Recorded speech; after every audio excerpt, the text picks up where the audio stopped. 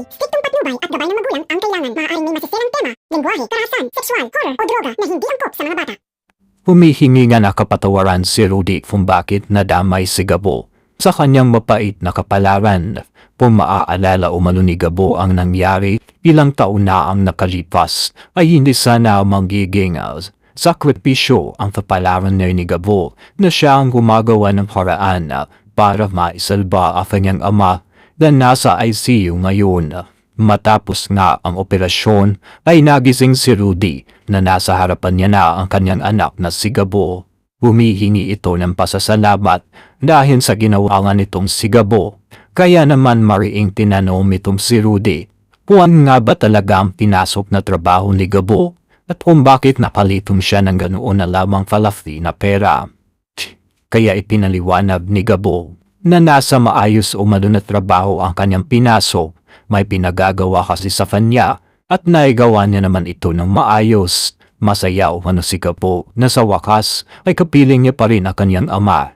Ganun pa man ay dito na ngayon inamay ni Rudy na nagsisisi siya dahil hindi siya naging makasarili noon dahil sa pagiging menero niya ay dapat ay namumuhay na ng marangya ito si Gabo.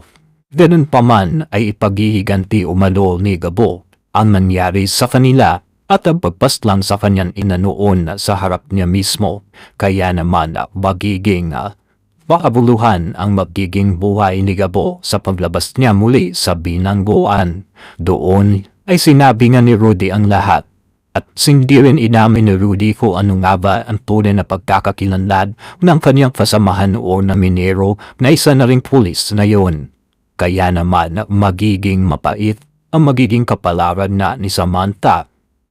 Sapagkat madanaway rin siya sa naging kasalanan kanyang ama. Matapos ng mahuli si Mr. Chan, ay dito na nga ngayon isinailalim sa matinding interrogation si Mr. Chan. Subalit hindi pa rin ito umaamin at wala rin siyang balak na idamay ang mga Zafra. Kaya galit na galit itong si Samantha dahil tila mauuwi sa wala ang kanyang pinaghirapan. Matapos siyang masuspinde, ay hindi rin sila nakakuha ng informasyon dito kay Mr. Chaz. Kaya wala pa rin matibay na ebidensya na ihaharap ngayon ang grupo ni Samantha Jacinto. Umuwi si Sam sa kanila na malungkot at mabigat ang disdib.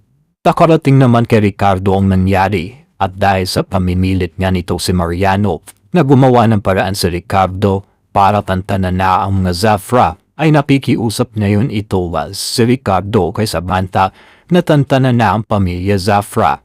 Wala umanong mapapala si Samantha dahil isa umanong mga negosyante ang kanyang tinatrabaho. Kaya naman anya pa nito sa Samantha dahil hindi sila kikilos hanggat wala silang matibay na ebidensya at yun ay dapat alam ng kanyang ama na dati na ring hinirad. Hindi nagustuhan ni Ricardo ang mga bitawang salita ni Samantha. Tila naaapakan na kasi ang kanyang pagkatao. Kaya galit na galit itong si Ricardo na sinabi na sa susunod ay pahiyapan ni Samantha kanyang pangalad ay hindi na siya kikilalanin nito bilang anak. Nasaktan si Samantha at agad itong umalis. Kaya naman todo effort ang kanyang ina na si Isabel para i-comfort itong si Samantha. Matapos ito pagsalitaan ng hindi maganda na kanyang amang si Ricardo. Ngayon ay tila naiipit sa Ricardo sa napakamalalim na diskusyon dito kay Mariano. Kaya naman ang plano ngayon nito si Mariano ay kinakailangan silang magkita ni Ricardo sa lalong madali panahon na. Magiging mausisa si Mariano sa pagkakataong ito sapagkat isa rin kasi sa kanyang mga anak ay nabaril ito si Samantha. Wala umanong ebidensya ang anak nito si Ricardo kung kaya't wag gara ito magpadalos-dalos sa kanyang mga desisyon dahil kung masugulit at mauulit pa rin ito ay hindi na nga magdadalawang isip si Mariano. Nagamitin na ang kanilang dahas at wala siyang pakialam kahit sino pa ang kanyang babanggain.